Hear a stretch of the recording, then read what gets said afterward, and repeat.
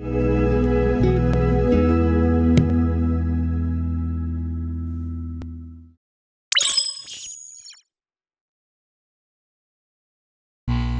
Filosofia da Graça, 13º episódio. Pessoal, estamos aqui com um convidado muito especial, um irmão muito próximo, amigo, e eu queria muito que estivesse presente e fosse qualificar o nosso podcast aqui, nosso grande querido Petrônios Daiprá. Então hoje o Espírito Santo vai nos iluminar, nos presentear com as suas palavras através do nosso irmão Petrônios. Seja bem-vindo, uma honra, Petrônios. Você está em casa, como sempre. O podcast Filosofia da Graça está muito grato, muito grato. E eu quero te dizer também, e para todos, né?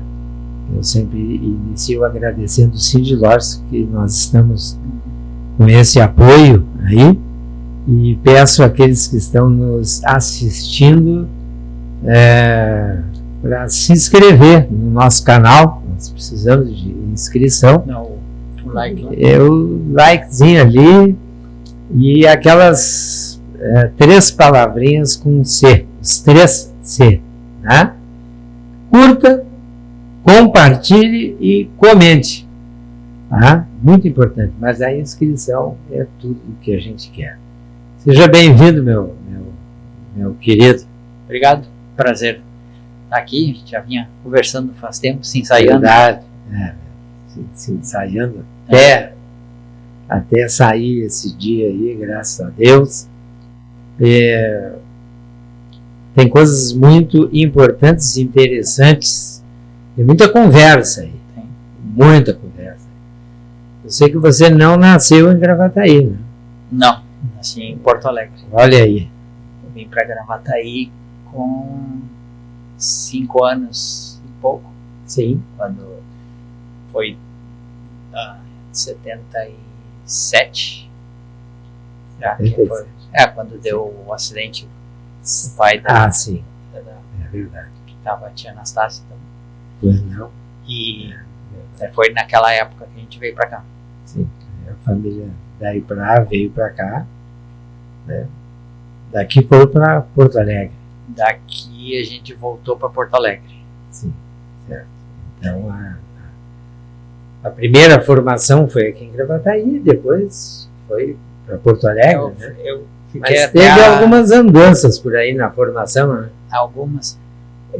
Eu fiquei até a 4ª série aqui, Dom Feliciano. Sim. Era a turma com o Edson, Fernando Torres. Olha aí. Turminha boa. Tudo foram parar comigo. Você foi para Porto Alegre, não? Não foi. Essa gurizada toda esteve comigo aí. Depois aí em Porto Alegre eu estudei até o 2º grau em Porto Alegre. Certo. E daí eu comecei a faculdade, na verdade na UFPEL. Depois acabei na UBRA. E quando eu acabei me formando em administração na UBRA, aqui de Gravataí. Sim. Pois é. Muitas coisas incomuns nós temos, mas na área da educação não chegamos a nos encontrar.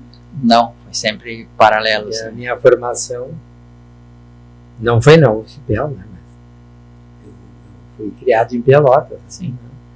Colégio, escola La Salista, lá, Colégio Gonzaga.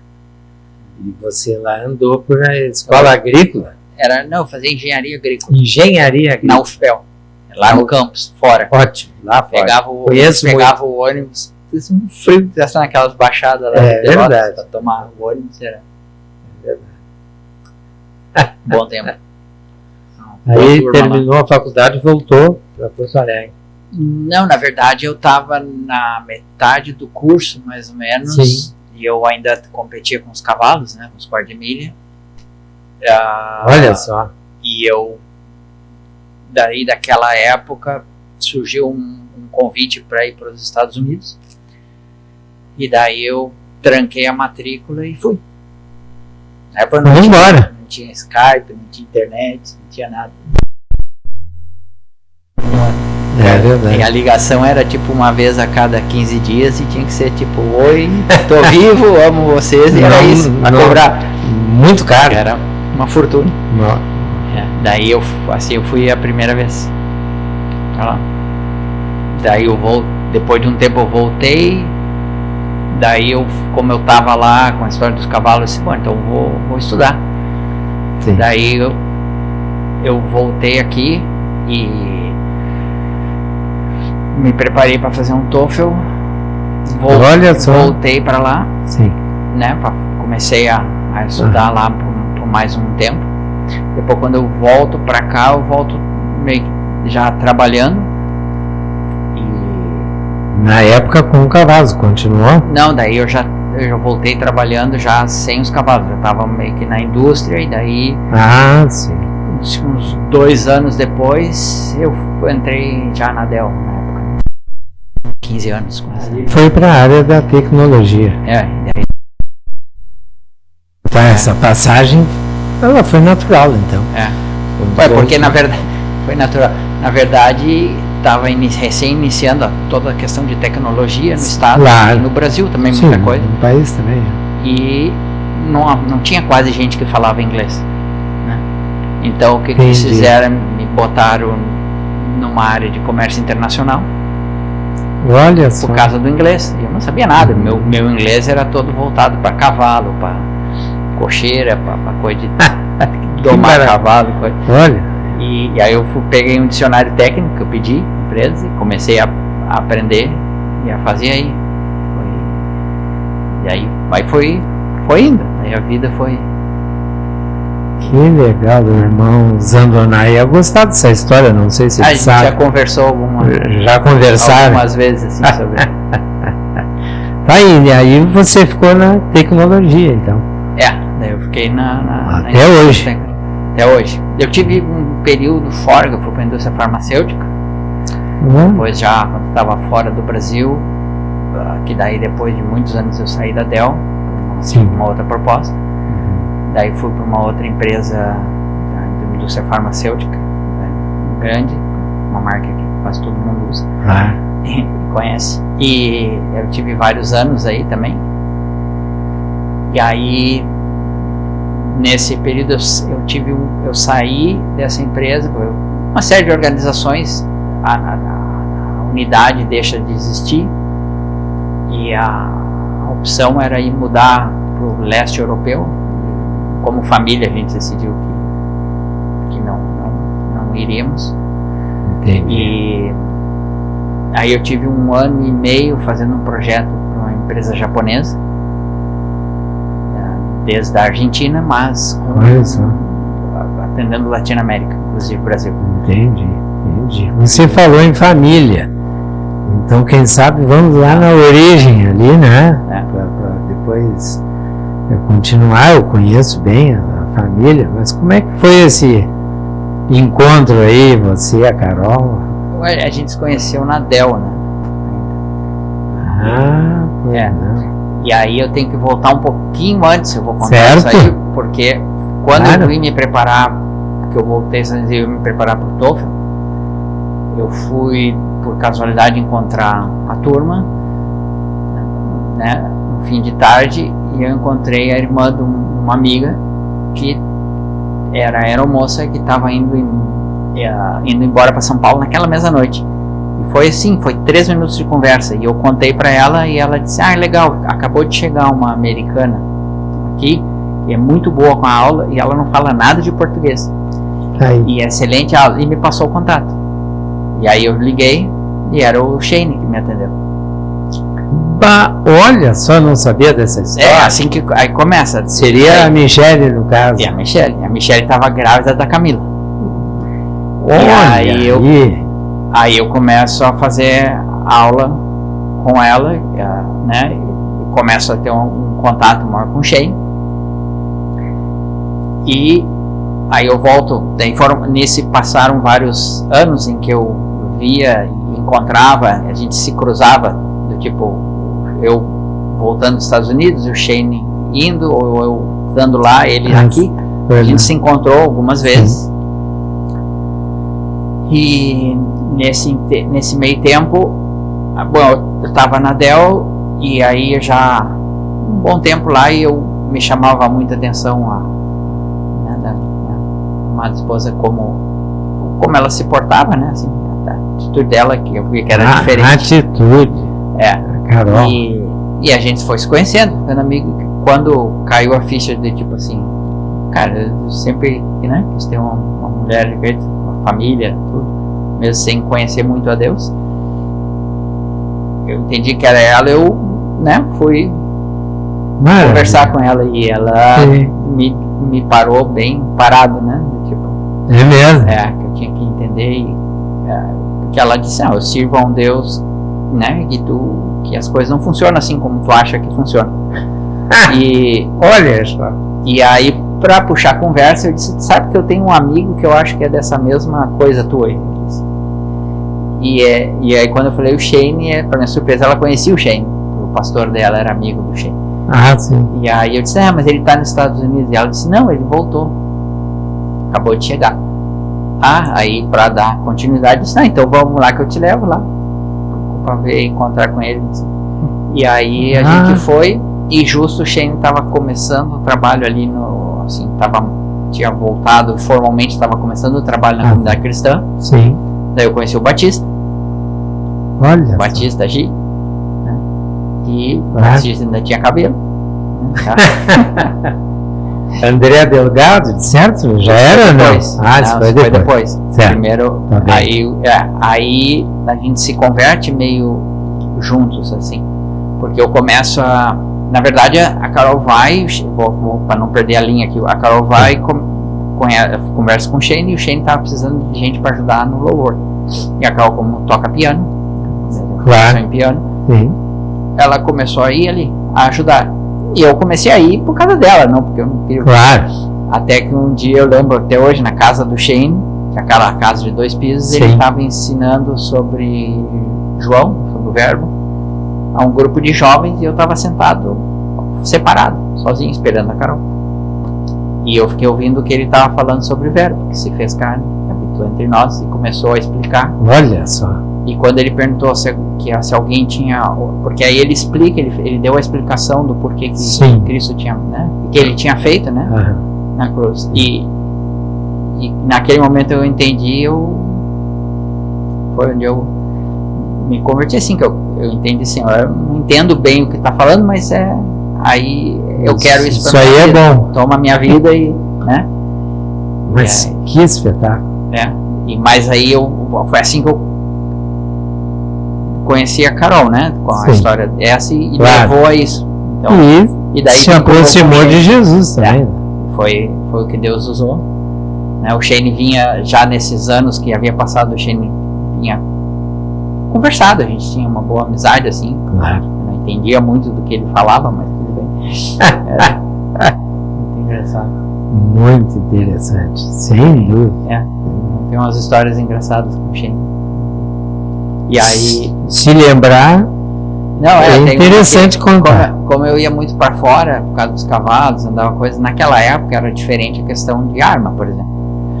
E eu tinha um porte de arma federal da polícia, e eu, né, eu podia carregar, não para estar à mostra, mas eu tinha autorização para carregar.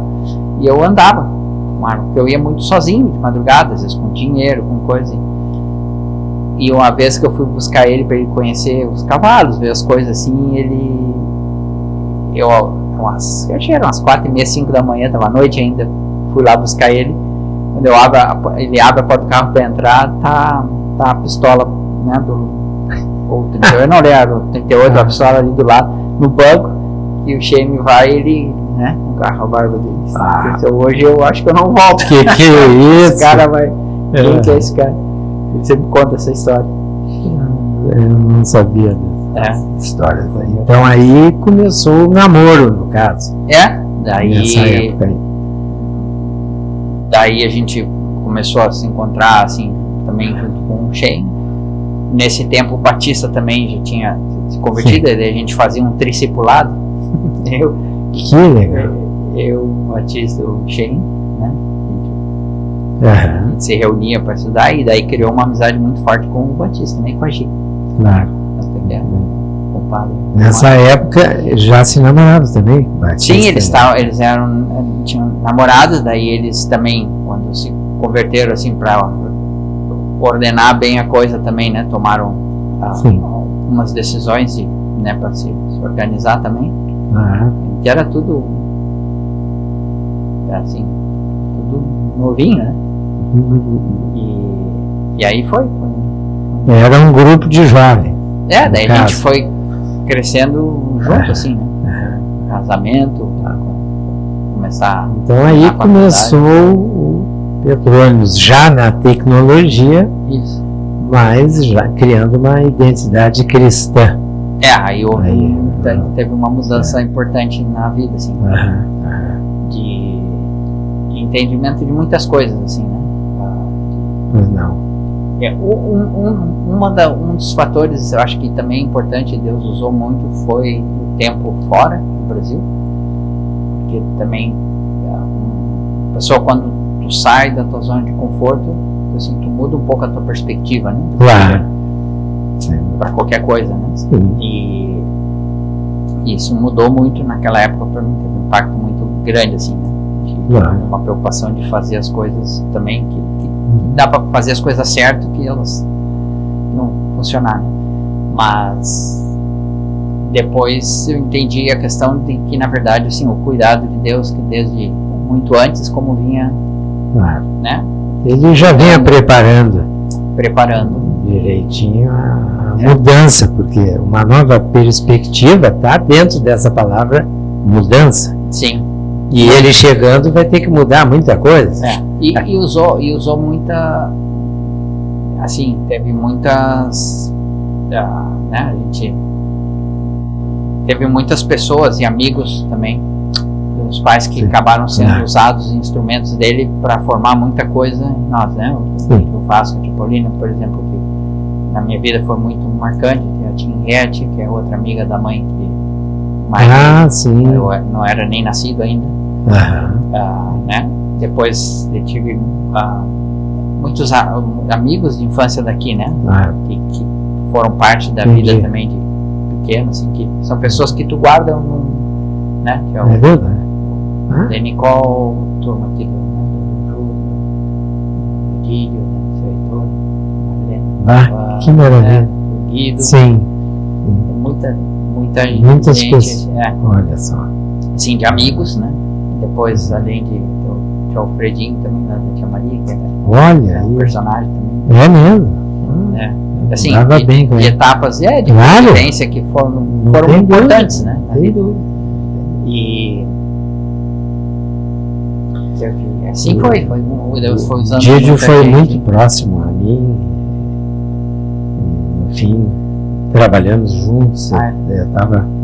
Depois eu fui perdendo, assim, perdi um pouco o contato, porque assim, daí eu para fora e voltava, depois trabalhando, a vida vai tomando rumos diferentes. As pessoas vão tomando rumos diferentes. É verdade. O casamento foi em Gravataí, não?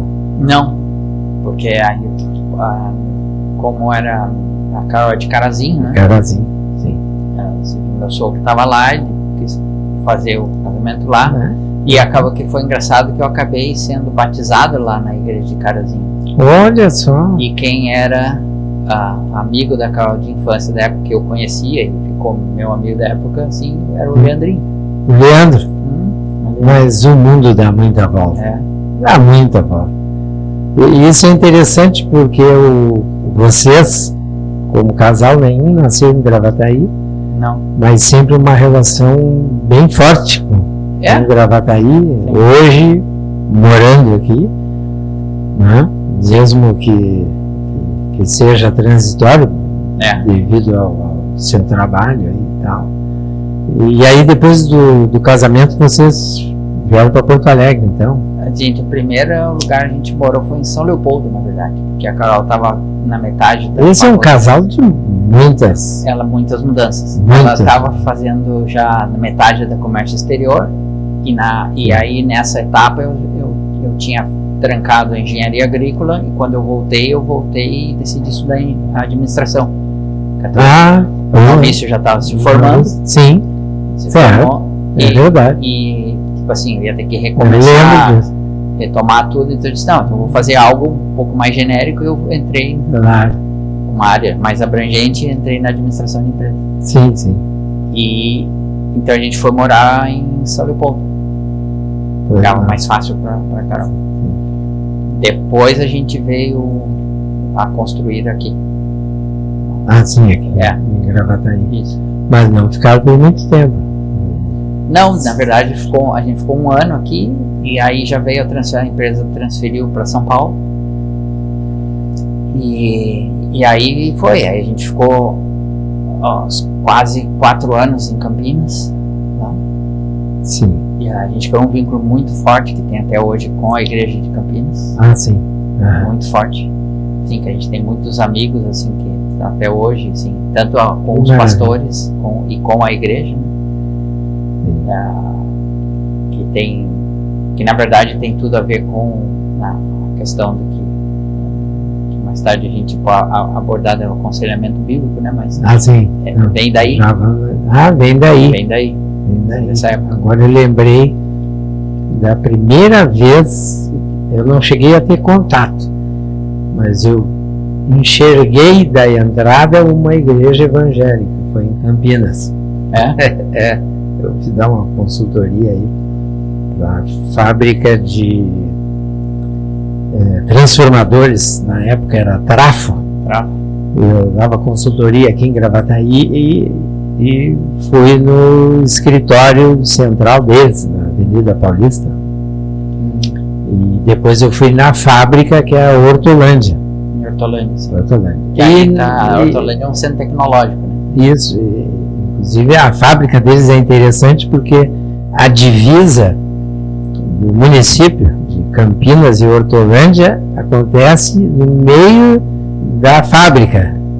Então eles me mostraram, olha, aqui nós estamos em Hortolândia, se for passar ali é Campinas e etc. E na noite que eu cheguei, né, me colocaram num hotel em Campinas e eu gosto de sair para dar uma volta e vi aquele movimento numa igreja evangélica, não sei qual, mas eu fiquei impressionado com o número de pessoas que tinha naquela igreja, milhares. Eu fiquei impressionado, aquilo nunca saiu da minha mente. Lá tem muita gente, né? Uma zona. Muita gente. Campinas e a grande Campinas é grande. Sim. E economicamente, aquela Campinas é 1/6 do PIB nacional. Já pensou? Não sei hoje, está? Esse número é de uns anos atrás, mas. Não, mas é muito forte. Representava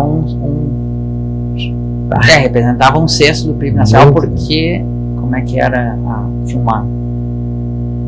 Entre o estado de São Paulo. Era 1/6 do PIB do estado de São Paulo, que representava o 51% do PIB nacional. Era uma relação assim, mas era um troço absurdo. Sim. Nós estamos falando de quase do PIB de uma Argentina. Quase. Já pensou? Era na época. Era muita multinacional. Você falou em Argentina, foi de São Paulo que você foi para a Argentina, não? Foi. Porque o vínculo de vocês com a Argentina é muito forte. Eu vejo com os filhos, vocês mesmos. Os filhos cresceram lá, né? Todos. O Lourenço nasceu em Atibaia. Ele é paulista. E foi para a Argentina com 1 ano e meio, um pouquinho mais. Sim. 1 ano. E daí foi transferido para a Argentina. Começou a discussão em novembro de 2009, em fevereiro de 2010 a gente estava lá. Foram 14 anos, voltaram há pouco tempo. Deu 13 anos e algo. ficaram muita uma influência muito forte da cultura. Muito. Certo. E lá vocês frequentavam já, lá a gente congregavam numa sim, igreja. A gente esteve na mesma igreja, a gente esteve da mesma igreja batista missioneira, né? A gente missioneira. Que era na verdade a igreja mãe que está em Carapachai, que é na zona aí de perto de Vicente Lopes, indo para a zona norte. Depois a gente foi lá na La Paternal, onde está a cancha, por exemplo, onde está a quadra do campo do Argentino Júniors. Sim. Que é um bairro bem residencial no centro de Buenos Aires, assim, uma zona bem característica.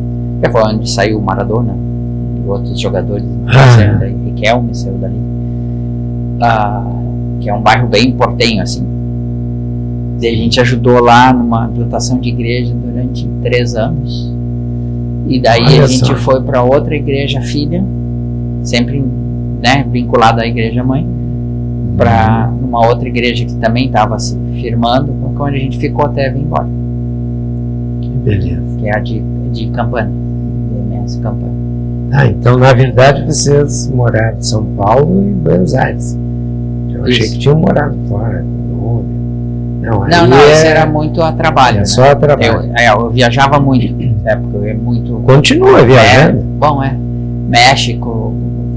Daí pra baixo eu viajava tudo. Eu ia muito para os Estados Unidos. Né? Sim. Mês passado você?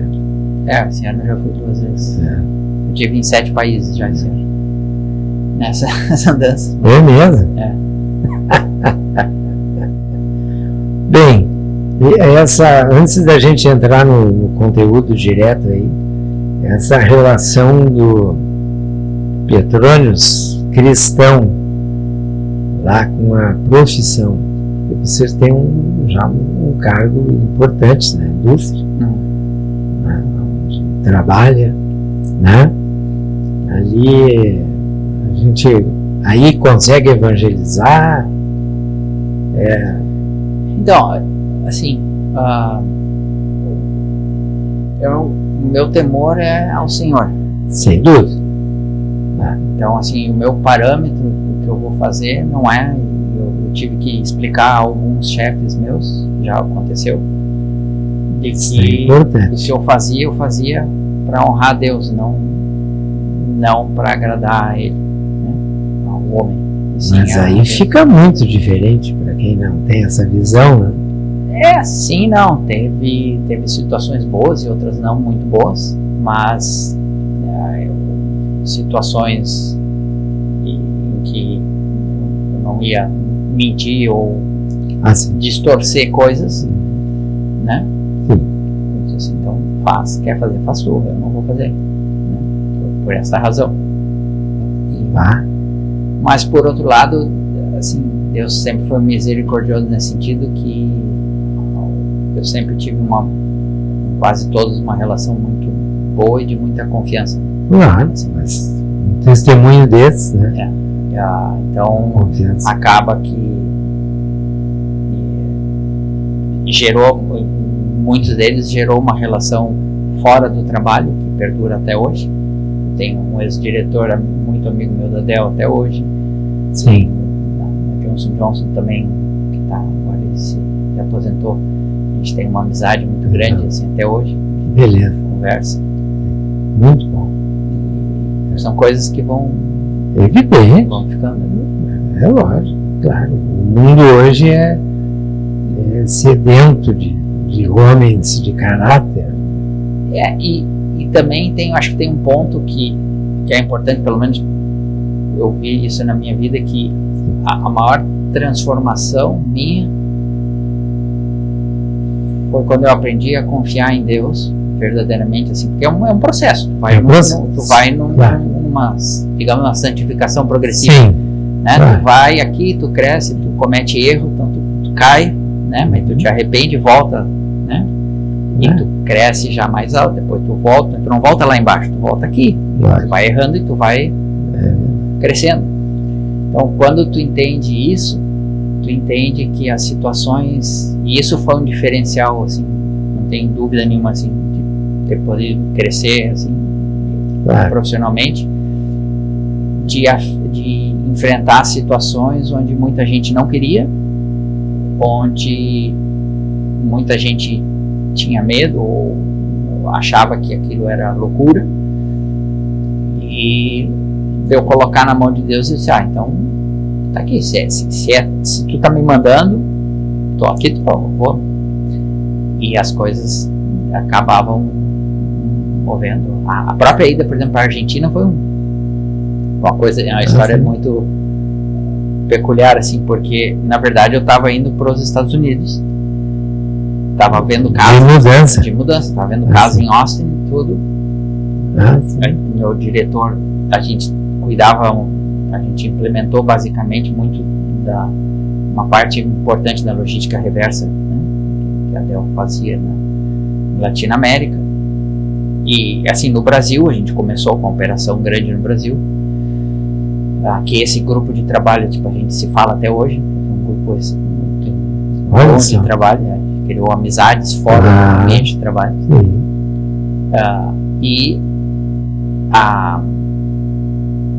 Por algumas razões que aconteceram lá nos Estados Unidos, a pessoa que ia se mover onde eu ia, no lugar dela, não se moveu, voltou tudo atrás. E nesse meio tempo surgiu uma necessidade muito grande na Argentina e Latinoamérica, de problemas que estavam tendo. E eu lembro que na época o meu chefe, o Nick Pérez, ele falou, tem essa necessidade aqui, mas acho muito difícil que vai acontecer, mas vamos ver. E não tem problema, se tem a necessidade, não. A gente tinha como família a ideia de morar fora, até por questão de experiência. Claro, sim. Aí ficou uns 3 meses aquilo e nada se decidia, e a tendência era que não ia dar, porque estava muito complicado, muito gasto para uma empresa também, uma realocação. Aí eu lembro que eu treinava tênis, né? Voltei no treino e eu estava tomando um banho assim, e eu estava orando e disse assim, Senhor, se não é o teu plano a gente ir para a Argentina, a gente está bem aqui em Campinas. Eu estou orando de forma honesta. A gente fica aqui, tu sabe, tu conhece o coração, a gente está servindo na igreja, a gente fica aqui. Agora, se é o teu plano para ir, então permita que isso aqui decida, porque já está se alongando, está sendo um martírio já. Claro, pior, sem decisão. Aí eu lembro dessa oração específica, assim, de clamor, assim, como que Deus estava esperando, assim, tu vai realmente ser honesto e orar mesmo. Essa é que tem o retorno.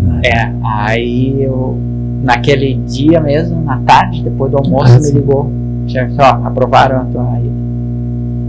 Vai pra gente. E aí foi. Muito bem.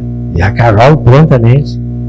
Foi momentos tensos, assim, porque é todo um processo, mudança, com filho. Mas nada, a gente não pode dizer que foi ruim, né? Ficando 14 anos quase. Claro que não. Eu vejo, eu sinto por vocês o vínculo que vocês trouxeram de lá. Mais uma vez é muito forte.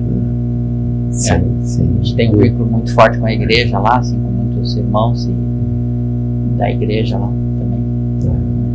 Algo importante assim que vocês trazem para nós, para minha família também, tem essa repercussão, é o estudo que vocês fizeram, entende, o conhecimento bíblico que vocês têm, é algo que a gente também aproveita, né? E isso que a gente desfruta através de vocês, um pouco desse conteúdo que eu quero que você traga para cá, né? Não só para aqueles que ainda não são cristãos, né? Mas que gostam de ouvir, como também nós queremos também, né? O que você gostaria de nos colocar aqui? Então, Deus foi muito misericordioso, assim, ao longo do caminho, de colocar pessoas assim, né, como o Shane, que, por exemplo, tirou as costas, né? Shane, incrível, comigo foi primordial, né? assim, de muita coisa da minha vida, assim, né? Talvez tem coisas que nem ele sabe, que hora no assado a gente conversa, põe em dia o assunto, mas foi muito importante, né? E Deus sempre foi colocando pessoas diferentes. Teve o Bob, que foi alguém que atuou muito, que é um amigo do Shane também, e depois na igreja de Campinas a gente teve, realmente foi onde se estabeleceu uma base muito forte. Sim, Campinas. Com o Maurício e o Pierre, que são os 2 pastores. Sim. Porque é uma igreja muito focada na família, muito enfocada na família. Muito bom. Muito enfocada, porque assim, eu acho que a gente tem, mesmo dentro da igreja, sem se dar conta, a gente tem muita coisa do mundo e não se dá conta. Muita verdade. E quando a gente cai tipo, nessa igreja, onde a igreja é muito enfocada na família e está muito próximo e começa a trabalhar na vida, aí tu começa a ver a transformação e entender, começa a dar, vem a luz, né? Discernimento sobre a Escritura. E a questão da importância do conhecimento da palavra. Então eu lembro que o pastor Maurício fazia discipulado, né, toda semana.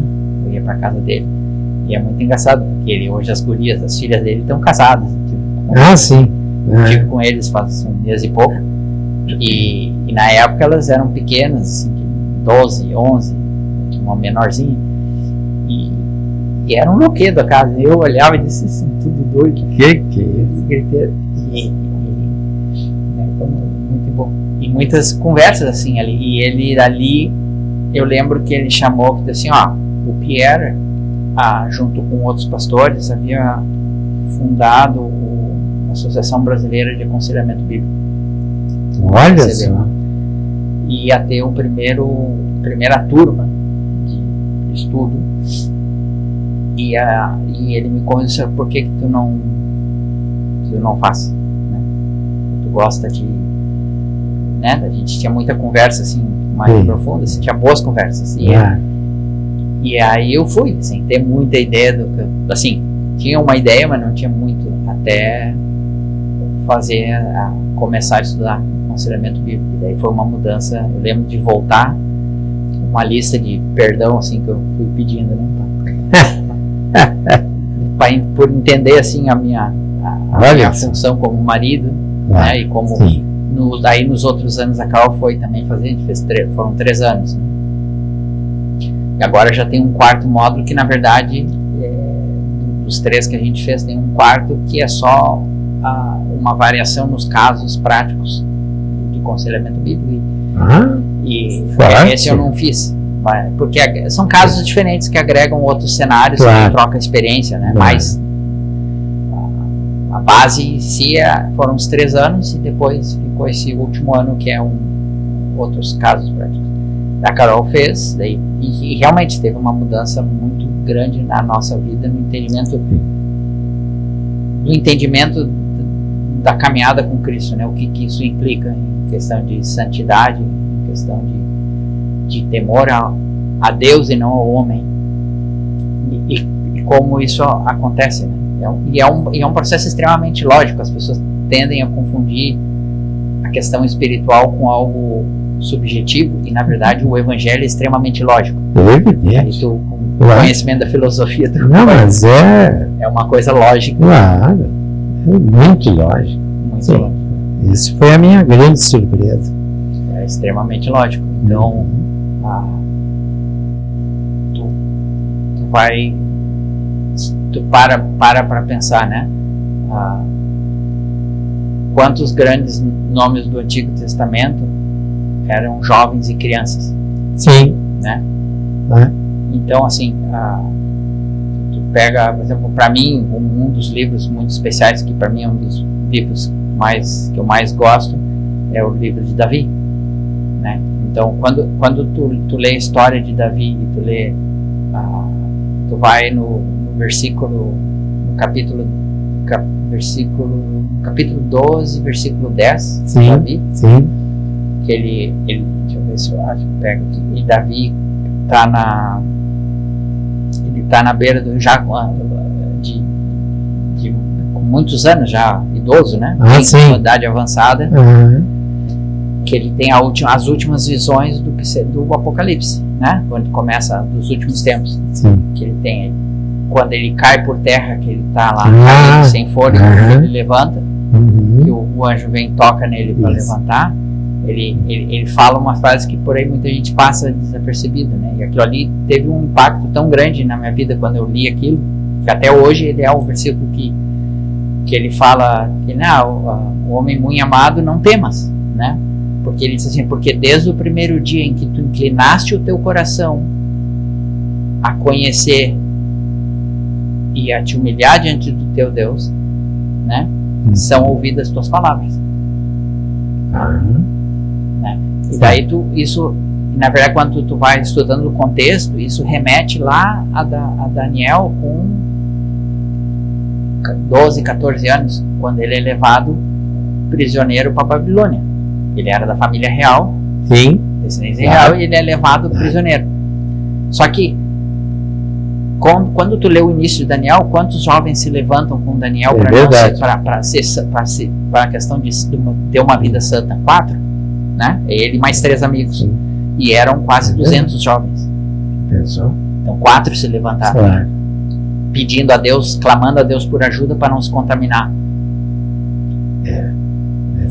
Né? Então, são poucos sempre. São poucos. Aí quando tu lê o livro de Esdras, por exemplo, lá no capítulo 7, que está em paralelo com Neemias, né? Mas lá que ele vai recuperar o muro. Então está dizendo assim que Esdras tinha o quê? Preparado, trabalhado no seu coração intencionalmente, ele preparou o coração para então essa questão, como para mim foi muito lógico quando eu começo a ver e entender isso aí, da questão que a vida cristã é muito mais prática do que ela é teórica, porque porque assim, não importa o quão santo tu for, importa o quão santo tu é. Sem dúvida. Não importa que tu foi um homem, importa o quão santo tu é, né? E não importa o quanto tu sabe da Bíblia. Quer dizer, que não importa conhecer a palavra, mas importa mais o quanto tu vive da palavra. Sim. Né? É a relação da sabedoria com o saber. A sabedoria sempre é maior. Então, pessoas de baixo saber têm muita sabedoria. Isso. E aí vem a questão prática da obediência. Porque tu crê por fé, mas a tua fé é fortalecida pela obediência. Sim. Né? Então, e ela cresce com a prática, com a ação. Com a prática. Então, é fácil? Não é fácil. Sim. Pois isso requer muitas vezes tu fazer o que tu não quer. Não tem dúvida. Né? Até porque Deus prometeu cumprir tudo aquilo que necessitamos, não o que desejamos. Né? O coração, como é enganoso, o que a gente deseja nem sempre é bom. Aliás, é bem isso. Quem faz o que quer não é livre. exatamente. A liberdade está em fazer o que precisa ser feito. Eu vou abrir daqui porque está em português. Aqui eu tenho em português um versículo de Isaías 66, que também é um dos versículos que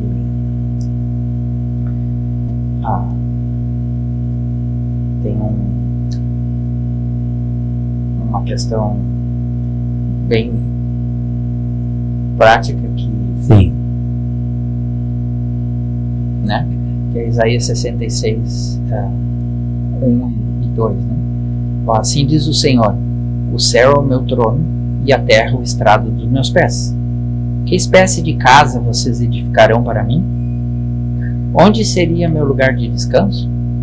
Aí ele, né, segue falando para Isaías: não foram as minhas mãos que fizeram todas essas coisas e por isso vieram a existir? Declara o Senhor. Mas este eu estimo, ao humilde e contrito de espírito e que treme ante da minha palavra. Olha. Aquele que é humilde e consciente, que teme ante a minha palavra, a esse eu vou ouvir. Porque eu criei todas as coisas, né? O que Deus está dizendo. E quando tu continua ali, ele está finalizando a questão ele já tinha dado o julgamento, o juízo a Israel, e tinha anunciado que um remanente ia estar. Não. E aí ele termina falando isso, e nesse final de contexto ele está dizendo que não adianta tu fazer sacrifício de boi por aparência, que isso é como assassinar alguém, não é isso que eu quero. E ele disse, o que eu vou ouvir o que chegar nessa humildade aí, é preciso muita abertura de coração, de mente, conhecimento, porque quebrar o orgulho não é uma coisa fácil. Tem dois personagens bíblicos que têm um paralelo muito parecido, que tu pode traçar muito, que é Jó e Paulo. Sim. Paulo. Porque, né? Porque assim, que foram dois homens que passaram por tanta coisa, assim, é verdade, a um nível em que eles não porque a fé deles era tão grande, porque o livramento deles foi tão grande em tantas situações que eles não tinham dúvida dele. O Jó, né?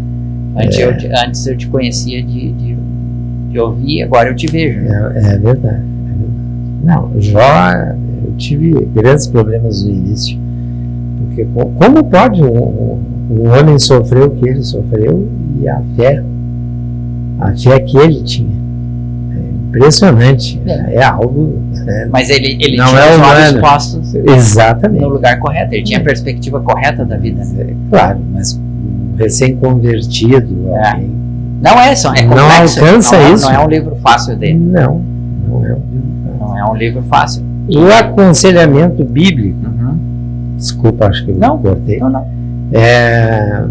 para casais, porque eu vejo que assim, na minha casa, a partir de que a minha casa servirá ao Senhor, como eu proferi, a partir daí a gente, como casal, quer sempre se conhecer melhor, né? E eu vejo que o mundo em si, né, é sedento de um aconselhamento bíblico assim, em família.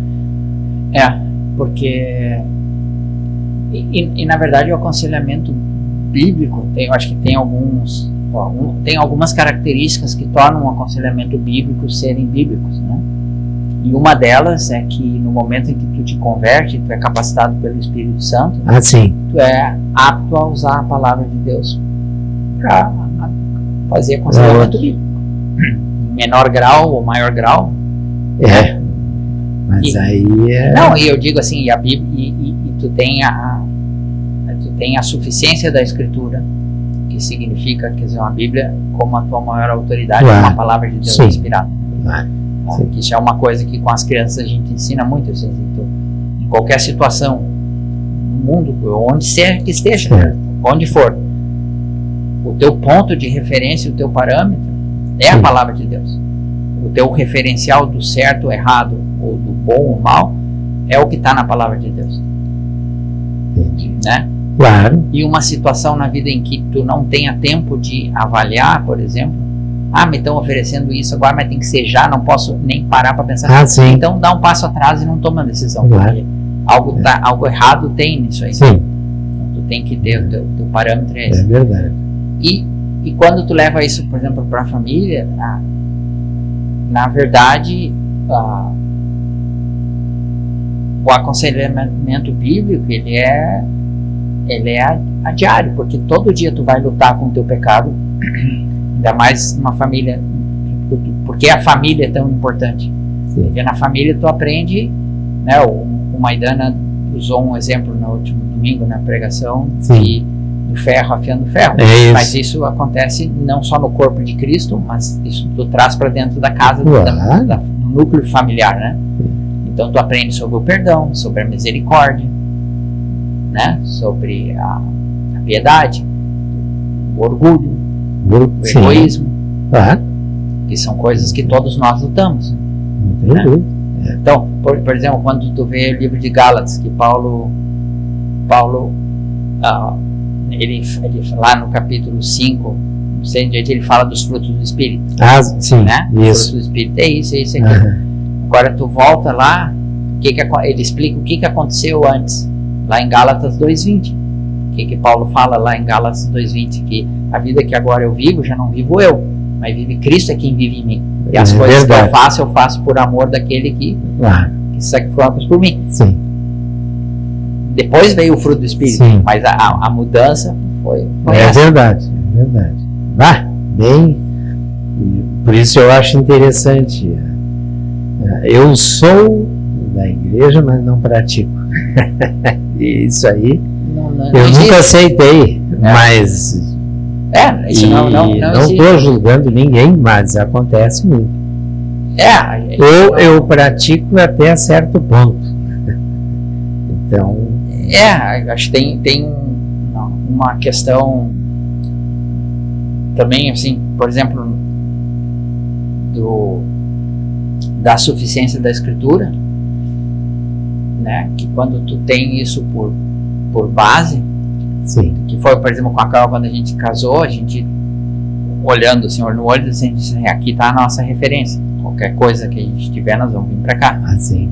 E foi um processo de ajuste, porque eu venho de um transtorno completamente diferente, claro, né? E ela de outra, ela cresceu dentro da igreja, eu não.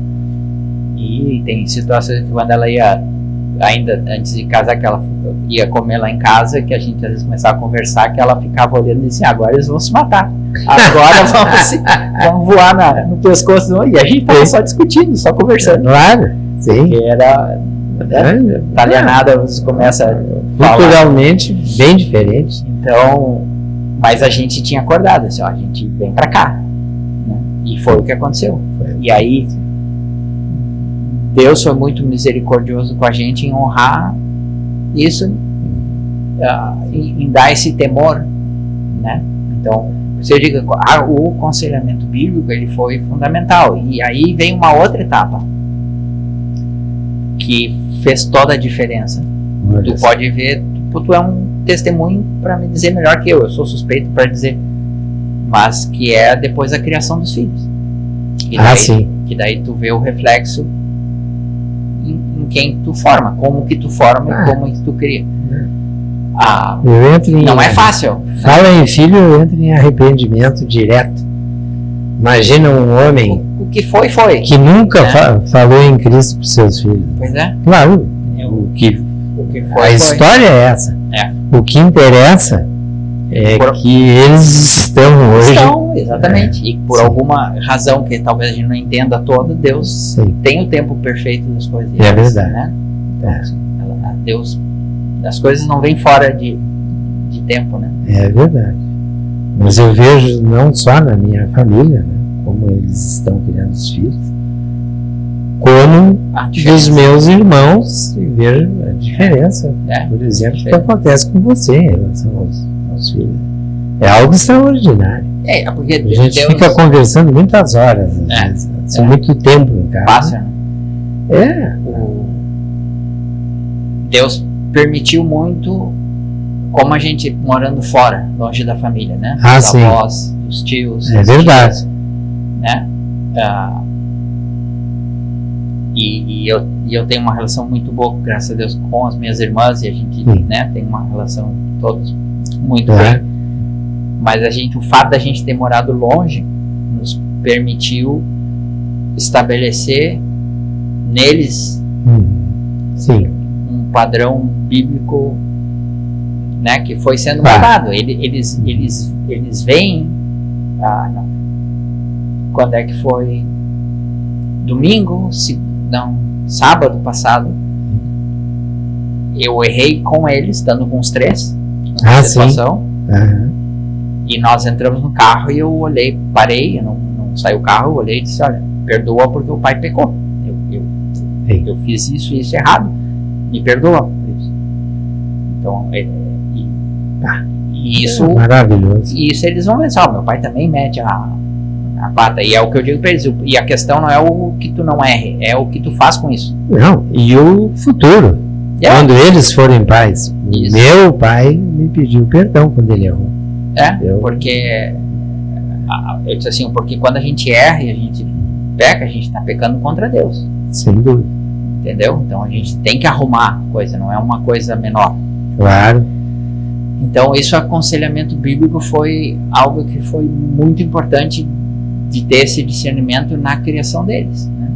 Na questão, por exemplo, que eu acho que hoje no mundo é um problema grande, que é as pessoas estão preocupadas, tu olhar na conversa, em tudo, de como tu te sente, né? Como se tu te sente bem, tu tá feliz. O que é estar feliz, né? Na verdade não existe vida nem felicidade longe de Deus. Sem dúvida. Né? Quando Paulo diz que ele fala que ele sabia, né, a plenitude dele em Cristo é tão grande que ele diz que eu sei estar com como é que ele é? Ele fala que ele tem abundante, eu estou abundante na riqueza, na pobreza, né? Que ele estava contente em Cristo. Em Cristo. Né? Porque o foco dele em Cristo era tão cristocêntrico, digamos, que ele, né? Ou que Romanos 8, lá de 28, que todas as coisas cooperam por bem. Muita gente usa até aí, que cooperam por bem dos que estão em Cristo. Cristo. Né? Muitas coisas cooperam por bem. Não, mas para os que estão em Cristo. Né? Então, a questão do sentimento, não que eles não sejam importantes, mas eles não são o principal. O principal é a obediência. Vou te fazer uma pergunta que pode ser polêmica. Tu acha que Jesus estava feliz e contente quando foi crucificado? Claro que não. Não, ele mencionou várias vezes. Ele falou demonstrou isso. Demonstrou, pediu. Mas o que ele fez? Ele foi obediente. Ele obedeceu. Mateus, e se colocou à disposição. Mas, se tu quiseres, me afasta de mim, mas... Isso. Né? E depois lá em Mateus 17, quando ele ora, o que ele diz, né?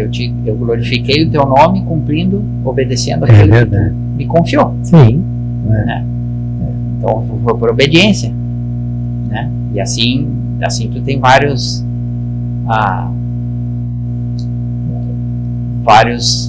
exemplos, né? Na Bíblia, que é a questão, como é importante a questão da obediência. E como tu vai obedecer algo que tu não conhece? É verdade. Mas não tem como. Então quando Paulo fala lá... Preciso conhecer até para amar, para fazer. Quando Paulo fala com Tessalônica, lá Coríntios, depois que ele fala que ele fala, renova os pensamentos, porque na palavra, né? Com a palavra de Deus. Para quê? Para não se moldar ao que o mundo fazia. Claro. Né? Então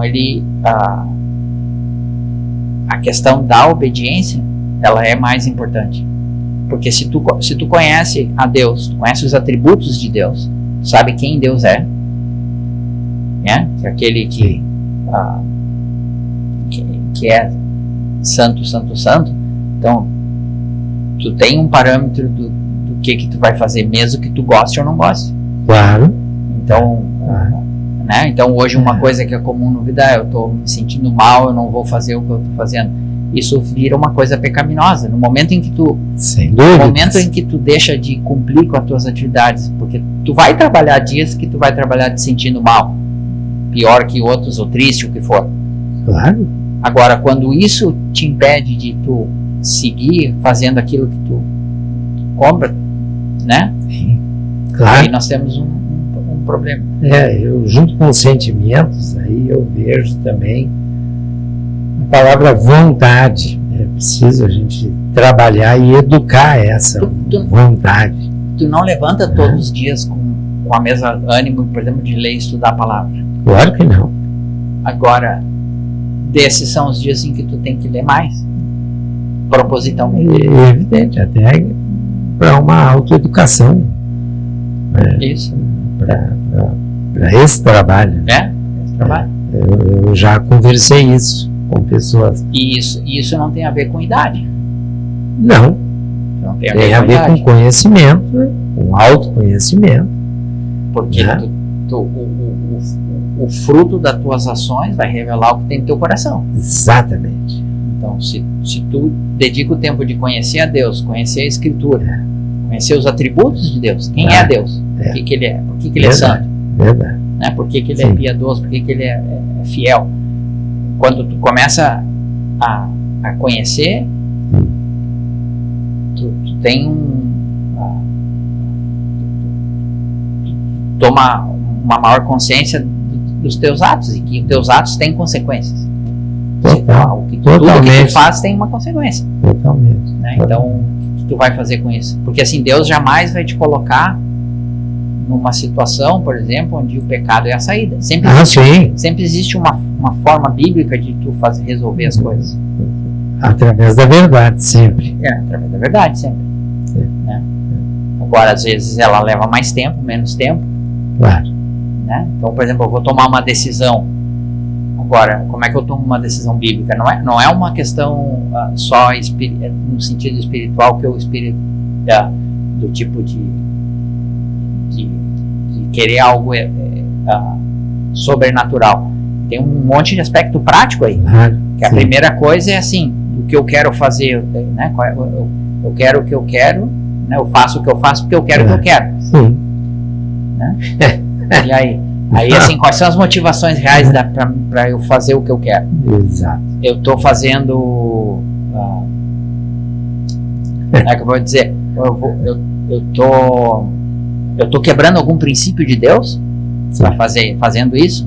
Eu tenho que conhecer os princípios de Deus. Sim. Né? Então, se eu estou quebrando algum princípio de Deus, alguma coisa, tchau, já tá. É evidente. Tu já tem a resposta. Aí vem a obediência. E aí, se tu não tá claro, tem a questão da espera. Obediência leva a disciplina. A disciplina. E a questão de esperar também. Claro. Esperar em Deus. Claro. É verdade. Espera em Deus. Sim. Não é fácil. Não é fácil. Mas é uma questão prática, né? Claro. Intencional. Vou fazer uma pergunta. Essa área do aconselhamento assim, com alguém. Você lembra de alguma história assim que entra em contraste antes e depois de um aconselhamento, assim, sem citar nome, mas que o aconselhamento realmente fez efeito?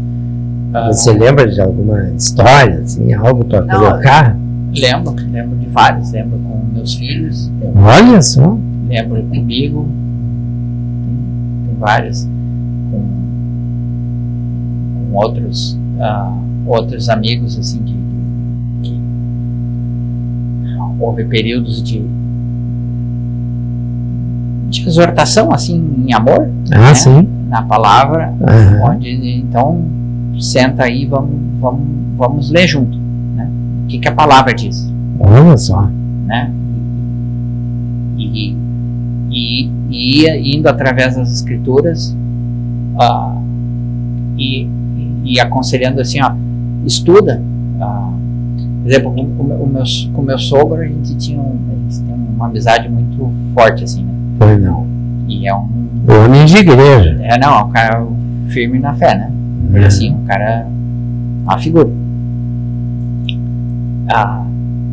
E tinha um ponto que a gente divergia. Tinha uma divisão teológica. Uma divergência ali.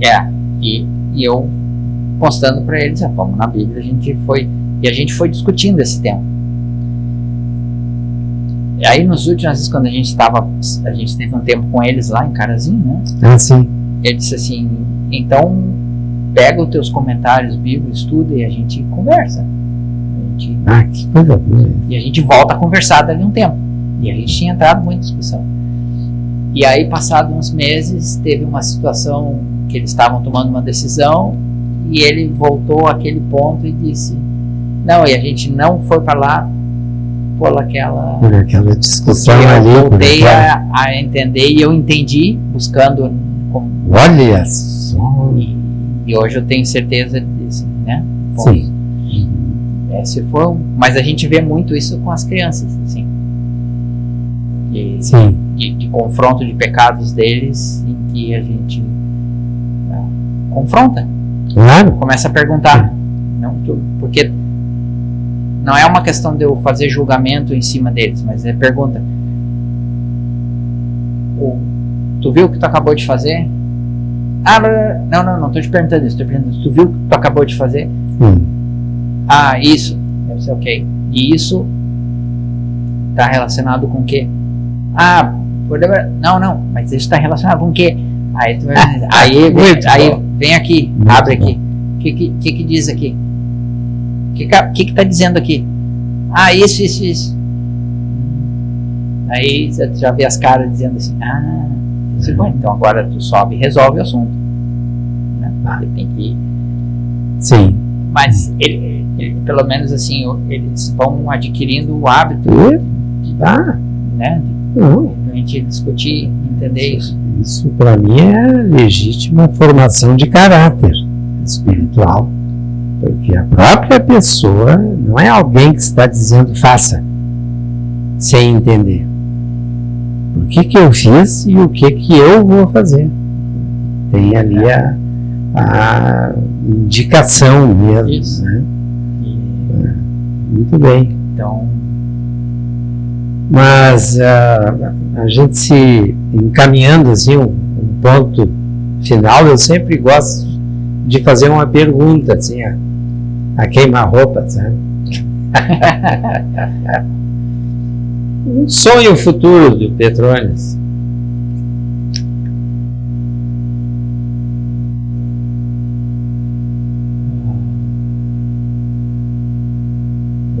Ou um deles. Eu acho que sim, seria a questão da conversão da família, assim, de entender. Porque Sim. eles não têm noção da necessidade que existe de ter a Cristo no coração. Mas são muito jovens. A família toda, né? Mas aí É um processo, aí está na soberania. É um de Deus. processo, sim. Educar vem do latim. Educere, que não tem tradução direto para o português. Né? Mas, querendo traduzir, educere significa de dentro para fora. Então, até alguém se dar conta de dentro para fora, com toda a influência que a gente tem, isso passou por mim, minha conversão veio aos 68, vocês sabem, é uma carga de mundo para que a gente tenha vontade. E eu vou dizer, eu não tive vontade, eu apenas abri para querer conhecer. Fui ler, fui ver, fui num culto para querer discutir com meu filho que aquilo ali não era, né, pelo menos o que eu queria para ele, o que eu sonhava, e no fim a gente está juntos, né? Estamos juntos. Então eu vejo isso em todas as famílias, na minha também. Oração. E porque o mundo ainda, quer dizer, ele está cada vez mais forte através de todo esse processo de comunicação, né? E o mundo hoje, cada vez mais, ele tenta tirar Deus da equação. Onde tu tira Deus da equação, tu tira o teu parâmetro pro bem e pro mal. E aí tu começa a ver toda essa loucura que a gente está vendo hoje. Toda loucura, olha só. Milhares de motivos para uma apresentação numa Olimpíada. E por que a Santa Ceia? Se não um reconhecimento de poder, de poder de Deus. É porque eu reconheço, não quero, e eu quero ter uma influência negativa. Isso eu fiz a minha vida inteira como professor. Tem um livro que chama Escatologia, Eu gosto de escatologia. Eu acho que eu te mostrei lá em casa, escatologia e uma vida em santidade. Cara, aquele livro, o cara começa a ler, olha, o cara fica meio apavorado, porque... Coisa boa. Não, porque ele começa a trazer a realidade da situação, de como tá indo as coisas. Sim, é verdade. E aí tu começa a te dar conta daquilo que já foi dito há mais de 2000 anos. Como é que pode estar vigente, assim, então... Eu vejo isso todo dia. Eu vejo isso todo dia. Muito bom, maravilhoso. E para os filhos, o que vocês enxergam ali? O que vocês sonham? Não, para eles é simplesmente que sigam no caminho do Senhor. O Lourenço já está madurando bastante. Muito. A Olivia também, né? O Fede ainda está mais... É muito novinho, mas também ele tem muita capacidade. Muito grande. O Lourenço tem 15. 16 ele fez. 16. O Lourenço está muito avançado. Talvez pela convivência, muitas vezes a gente convivendo não vê o avanço, a profundidade. Mas ele é incrível. Eu lembro, ele tem muita... na célula, ele participando da célula de adultos e participando efetivamente. Isso é muito difícil de acontecer. Então ele argumenta muito. Ele argumenta bem assim. Muito bem. E se coloca, ele aprendeu a se colocar. Muito interessante. Eu pretendo um podcast com esse pessoal aí, Lourenço, etc. Tipo amontoado, assim, né? Reunir uma turminha, conversar com eles, porque eles são impressionantes. Eles têm. Cada um tem áreas, né, que vai trabalhar mais, outros menos, não tem. Estão sendo. Um é mais de humanas, outros é mais de exatas. É verdade. E aí tu tem que trabalhar coisas diferentes. É mesmo. Mas eles não vão puxar os pau do mato, né? Eles vão terminar. Claro que não. Mas finalizando assim, foi muito importante para mim, o meu crescimento, para a minha formação. Eu estou em processo ainda de formação. Todos nós, né? Aquele que começou a boa obra, ele vai terminar, né? É verdade. Até o dia que ele termina. Mas foi importante, e tenho certeza que foi algo de Deus quando a gente se encontrou. Aquele dia na célula lá, foi algo assim que eu jamais iria entender e tal. Foi muito bom. Eu agradeço. Não, foi uma coisa interessante, assim, as coisas que Deus faz e tu não... Você já sabia que eu estava lá, não? Não, eu sabia, eu acho que o Batista tinha me contado algo, mas sim. Depois ficou, não tinha, depois quando eu vi lá que eu relembrei das conversas. Sim. O Batista a gente... Assim, tem toda passado, toda semana, não, mas o Batista toda semana a gente falava 1, 2 vezes.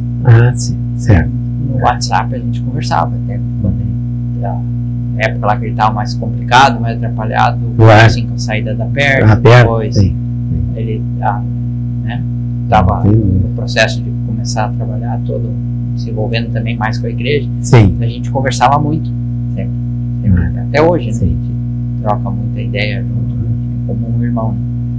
A gente não está, talvez, convivendo tanto quanto gostaria, mas isso não muda. Não, mas vocês são... O trio é muito ligado, né?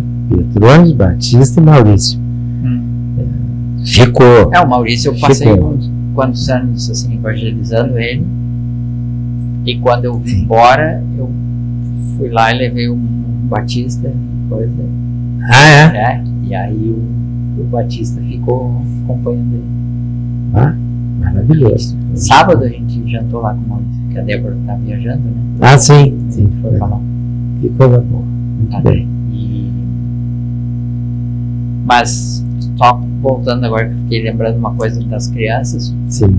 O que a gente fala e ora para eles é que não importa se seja jogando futebol, seja estudando, seja o que for, tudo eles façam para a honra e glória de Deus. Não tem dúvida. Entendeu? Não importa o que, quando, onde. É verdade. Essa é o que eles têm que entender. Então, se tu vai fazer não por temor ao homem, por temor a Deus. E tu vai fazer as coisas para honra e glória de Deus.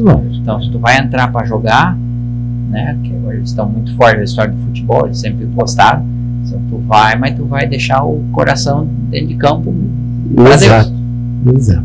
Né? Olha só, quanta prevenção e quanto aprendizado tem aí nessa história, né? Porque o futebol muitas vezes é usado para agressão, para violência, para muitas coisas. Sim. E é o esporte que mais demonstra na escola o caráter da pessoa. Não tem dúvida. Ah, não, o futebol Um jogo de futebol, botar o grupo sabe da com quem está. Não tem dúvida nenhuma. Mas gostaria das tuas palavras finais aí.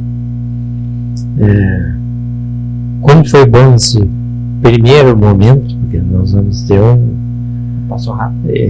Passa muito rápido. A gente, sem dúvida, nós vamos ter outro episódio aí, logo mais adiante, sobre o outro assunto aqui que eu não vou revelar, mas que é importante você fazer. Se quiser deixar de presente um versículo pra gente aí. Eu tenho muitos, né? Assim, temos toda a Bíblia, né? Mas tem um versículo em especial que é em 1 de Pedro. Sim. 1 Pedro 1:13, né? Tem um contexto muito forte de que ele explica, né? O Pedro está mandando uma carta para a igreja que estava dispersa, né? A dispersão da igreja. Sim. Né? Em Cappadócia, em Ásia Menor, aqueles que ele separou ali. E ele explica que a gente foi comprado pela sangue de Cristo, não foi por algo corruptível. Sim. Tem que ele está falando. E lá no versículo 13 ele chama para uma questão prática. Eu tenho ela em espanhol, eu vou ler aqui em português, porque senão vai ficar.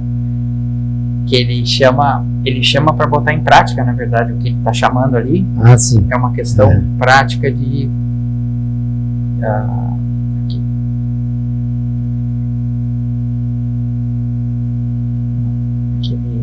Só para dar o contexto, né? Que ele fala que o povo não desanimasse mesmo que estivesse passando por um pouco de tribulação, porque isso ia purificar, né, e provar a fé, né? Daí ele fala, ele vai explicando isso, e ele fala, portanto, e eu adoro quando tem esses portanto, eu né? também gosto. Então é como que, né? Já que concluímos que estejam com a mente preparada, prontos para agir.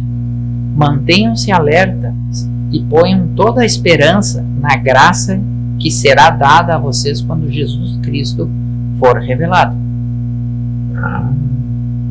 Então ele não está falando assim, se tu te sentir bem, tu vai lá e faz. Não. Portanto, estejam com a mente preparados, prontos para agir. Em espanhol usa muito a palavra sóbrio. Ser sóbrios. Sim. Né? E ele fala um termo de ceñir o lomo, que é como cingir o cinto, que era aquele que levantava a roupa, lembra? Sim. E para agir, para quando eles tinham que entrar em ação intencionalmente. Então ele está chamando para um agir intencional aqui. E como filhos obedientes, não se deixem moldar pelos maus desejos de antes. É lindo quando isso. viviam na ignorância, porque já não é mais ignorante. Então agora o que tu faz com isso? Mas assim como é santo aquele que os chamou, sejam também santos em toda a sua conduta, pois escrito está, sejam santos porque eu sou santo. É verdade. Do 1 Pedro 13 ao 16. 13 a 16. Eu vou comentar, eu vou deixar no ar para depois o nos cortes aí, porque esse é um aconselhamento maravilhoso mesmo. E é uma coisa prática. É uma ação. É algo prático e inerente à época de hoje. Manter a mente aberta. Porque não está dizendo assim, se tu estiver alegre, contente e feliz, tu obedece. Não é isso que está falando. Não. Muito bom. E se tu sofrer, tenha por sumo gozo, né? Um pouco de sofrimento. Isso purifica o coração. Só ele para um momento desses aí. Bom, obrigado. Peraí que eu estou continuando o microfone. Isso aí. Muito obrigado pelo momento.